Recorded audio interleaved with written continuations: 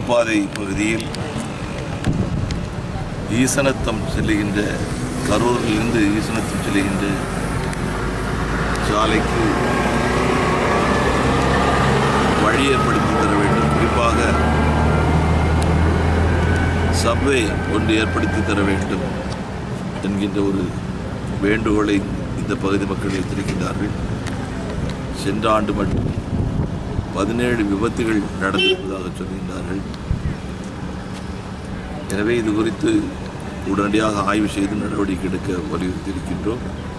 இதுபோக இன்னும் சில இடங்களில் எந்தவிதமான விபத்துகளும் நடக்காத வகையில் பாதுகாப்பு ஏற்பாடுகள் செய்வோம் அறிவுறுத்தி மொத்தம் 6 இடத்துல போயிட்டு போகிறோம் சார். இன்னைக்கு காலையில் அதிமுக மோடி கட்ட பஞ்சாயத்து பண்ணிட்டு இருக்காரு அப்படின்னு சொல்லியிருக்காரு. யாருங்க? ஸ்டாலின். அதிமுகவில் பிரதமர் மோடி கட்ட பஞ்சாயத்து பண்ணிட்டு இருக்காரு. கலைஞருக்கு எடுக்கக்கூடிய விழா ஒரே வீட்டுக்குள்ள இருந்துக்கிட்டு கலைஞரையே போய் ஏமாற்றக்கூடிய அளவுக்கு ஒரு அழைப்பு கொடுக்கக்கூடிய ஒரு காட்சி இன்னைக்கு பத்திரிகைகள் பார்க்குறோம். இப்படிப்பட்ட அரசியல் நடத்தி கொண்டிருக்கோம். எப்படி பிரதமர் நரேந்திர மோடி அவர்களுக்கோ அல்லது அமித்ஷா அவர்களுக்கோ அல்லது இங்கே இருக்கக்கூடிய அதிமுகவுக்கோ எந்த வகையிலும் ஆட்சி ரீதியாக சம்பந்தமே கிடையாது, கட்சி ரீதியாக சம்பந்தம் கிடையாது.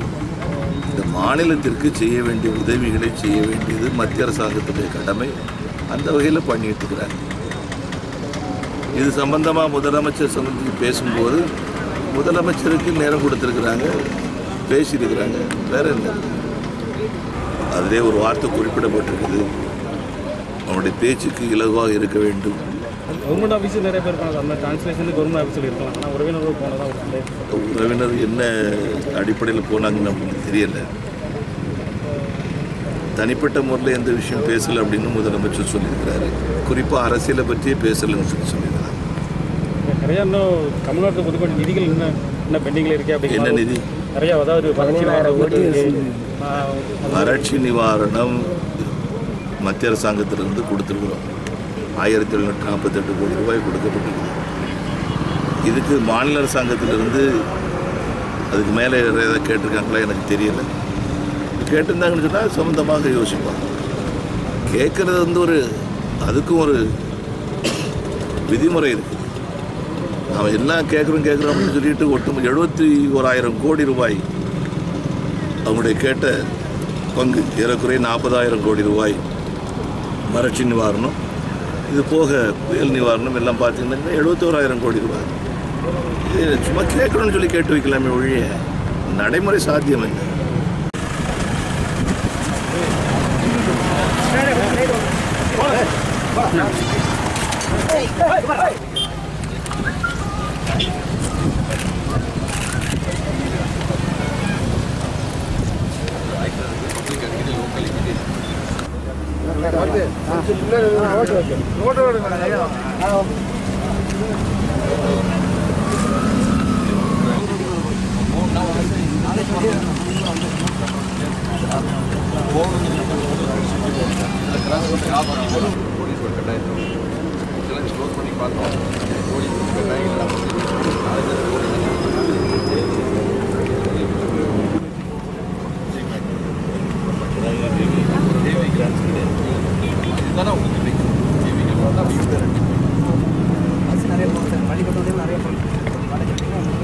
வண்டியெல்லாம் போக முடியும், வேன் போக முடியும்.